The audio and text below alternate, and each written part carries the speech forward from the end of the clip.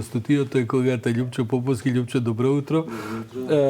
Јас не знам вие дали стигнавте да ги смените часовниците по дома и во редакција, ама еве ние уште се возиме цел ден по старо време. По дома, да, редакција сега, целом така што Љупчо, нашиот редовен термин е посветен и се нарекува неделна колумна, бидејќи ти пишуваш изворени, инспиративни колумни секој викенд, ги објавуваш на Дојче Веле, а потоа и на независен.мк, па и по други портали кои што ги превземаат. Последнава колумна која што ја пишуваше е една анализа за оние што не ја прочитале, една анализа за тоа колку се поврзани се уште работите на некои клучни процеси општествени, политички во Македонија, особено врзани за опозицијата со битисувањето на Груевски и неговото делување од Будимпешта. За почеток, во колумната го фаќаш во една прилично крупна лага лидерот на опозицијата, кој неодамна на едно интервју минатата недела изјави дека тој 5 години не се не видел со Груевски, а ти му броиш формално дека прво заеднички седеа на Конгресот пред само 4 години кога тој беше избран за лидер на партијата, а потоа уште кој неколку пати се разбира тој дека Груевски макар и не побегна и така натаму седели се гледале. Ова ми е, како да кажам, една димензија на тоа дека ние веќе помалку и забораваме што било, како било за наставник кој што се само до пред неколку години. Да, забораваме. Прво, лидерот на опозицијата секојаш сака да каже дека се изразува математички прецизно и така, ова стварно беше непрецизно. Математички комплетно непрецизно и политички промашено. Ние сите знаеме дека Конгресот на ВМРО во Валандово беше во декември 2017 до... Суштината е во нешто друго. Мислам дека тоа и во колумната го кажуваш.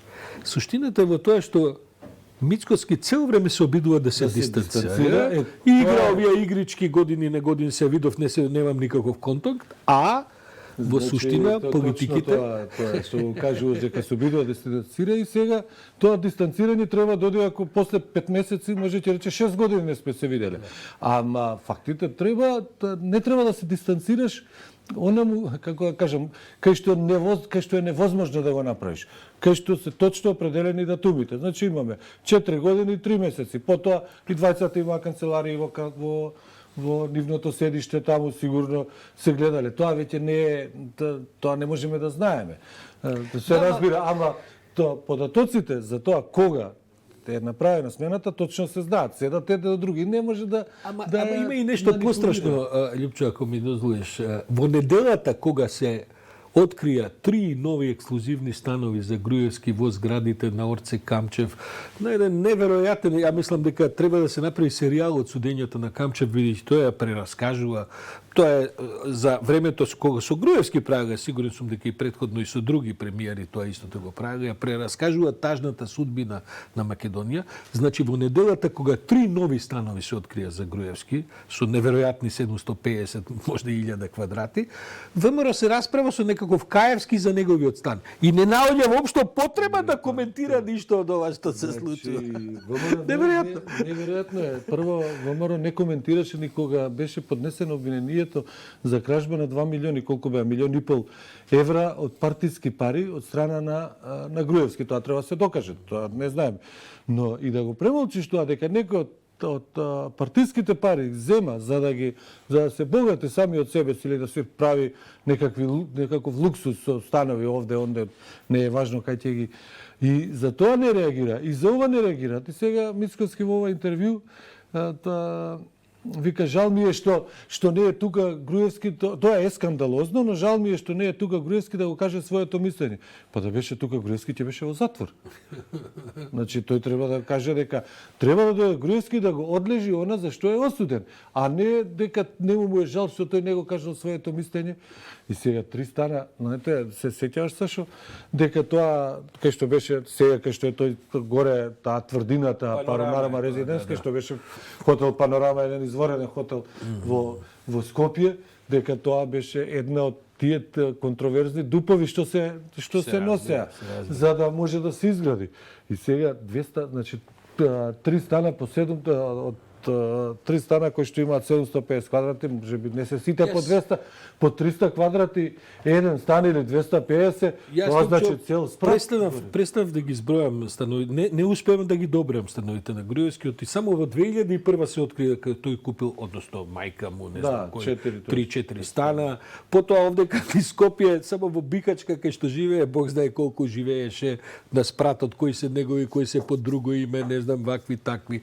3 напа веќе над 10, а кој знае уште колку ги има. Но не е ова, мислам, истото му се случува и на СДСМ со оставините од претходните председатели. Кај нив не е само, бидејќи ова е сепак една експлозија од случај, ова целото со бомбите што излези така натаму, па се разоткри целата работа.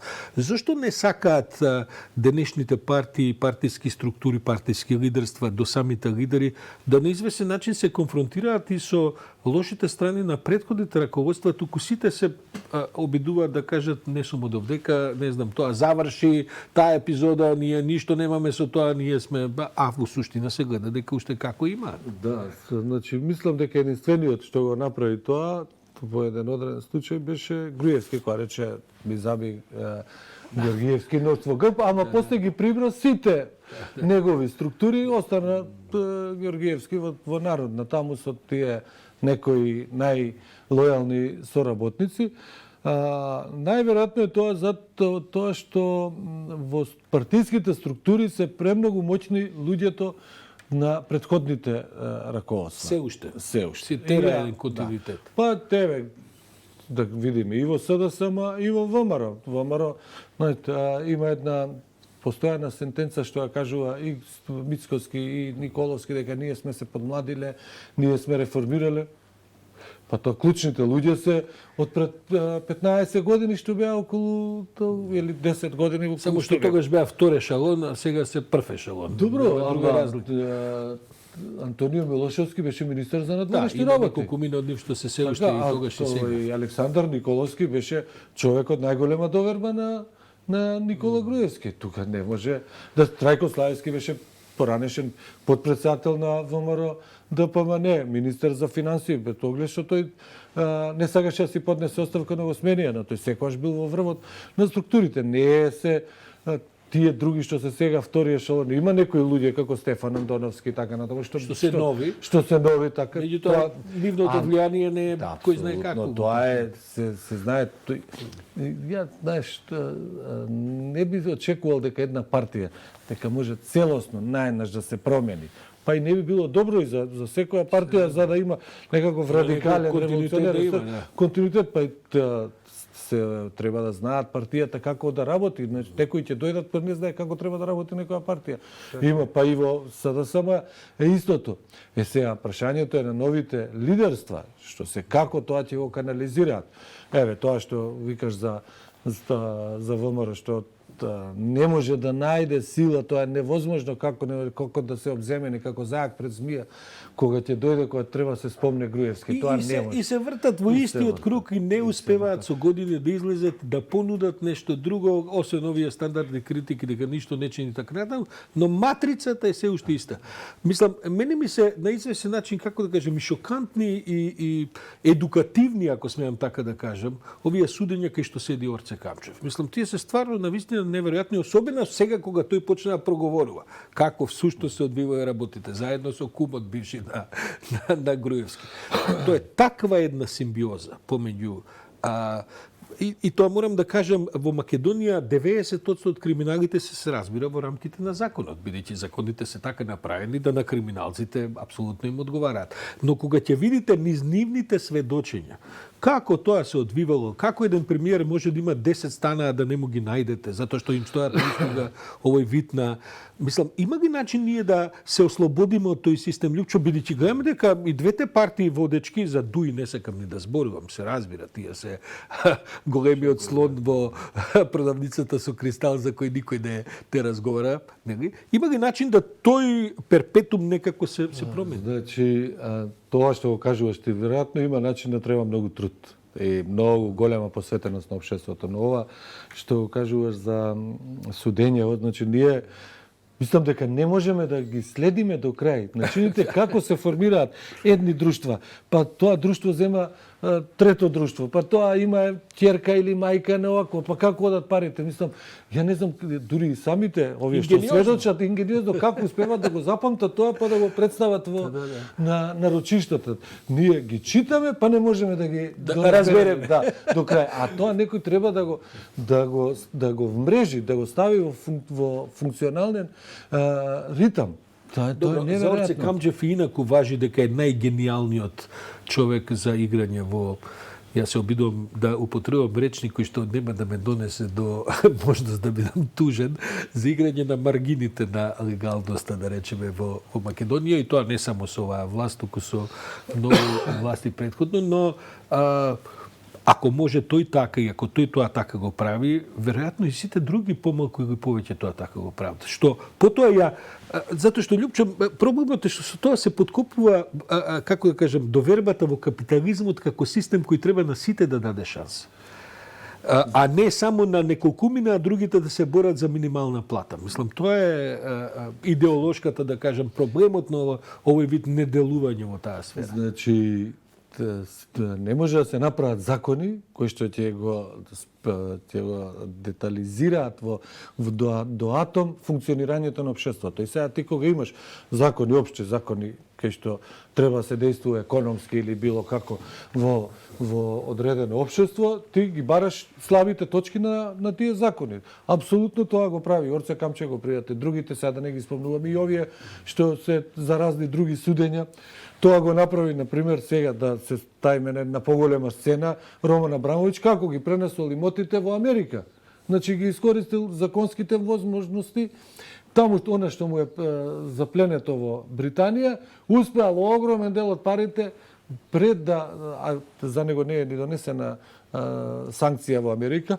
Да, во Америка не.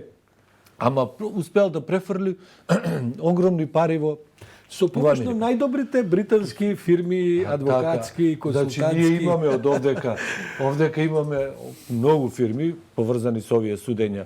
И Камчев сега, ние го земаме Камчев како еден синоним, не го да го обвиниме, апсолутно. Он е баш синоним. Да. Значи, он фоторобот на тоа како македонските олигарци функционираат. Има еден куп фирми за кои што дознавме во рамките на овие судења и истраги, не само судења, туку истраги што беа за некој нема, кои што се регистрирани во Вермонт. Во Атлантик Сити, има кај што се во Делавер, да. И таму кај што тоа има возможно да го прават, значи во центарот на капитализмот на светот. Значи тоа ако е возможно, ако е возможно, ако не е забрането, зошто тоа да не го прават? Прашањето е како властите во една земја, вклучително и македонската, ќе влезе во трага на тие фирми и ќе се обиде. Или да ги санкционира нека овие постапките што се незаконски, или пак да извлече данок од тие нивни трансакции. Јас не верувам, да бидам искрен, бидејќи морам да кажам дека овдека се законите правени апсолутно под влијание на тие чии што фирми треба да се испитуваат и практично и нема начин. Од друга страна, Државната антикорупцијска комисија, која што е можеби една од поретките светли точки во борбата си дозволува да се расправа за тоа кој им ги купил картите на министрот. Што така една банализација, една тривиализација на целата работа, што не е личи на комисијата, ама така се тетеравиме во некакви тривиализации. Ако може да додадаме за антикорупцијската, значи сега биле, колку што знам, тие биле на службен пат таму во Италија. Кој немам што прави? Да, тоа, значи се гледа тоа е судска некаква визита. Некоја визита, после отишле таму, добро. Како што тврдат, добро си отишле на лично. Ма сега, антикорупцијска, како се сведе? Значи, има една, како да кажем, лошо ќе спомнам во лошо, може да изгледа лошо, но тоа е епитафот на големиот српски поет Бранко Радичевиќ на неговиот гроб во Сремски Карловци. Многу хтео, многу започео. Час умрли, njega е омео. Значи, Многу сакале, многу започнале. да, зборот ми е нема да тие да се елиминира во антикорупцијска, но кога ти земаш од некои одредени ограничени ресурси, да се заремаш со 200, со 300 случаи, еднаш ќе се тие случаи ќе те задушат тебе. И ти не ќе можеш да ги посвети Ниво се 5 е важни. Да, посвети се на 10, 15 клучни случаи, истераја работата, дај ги доказите, тоа ќе биде многу повеќе отколку да зборуваш за 200 случаи.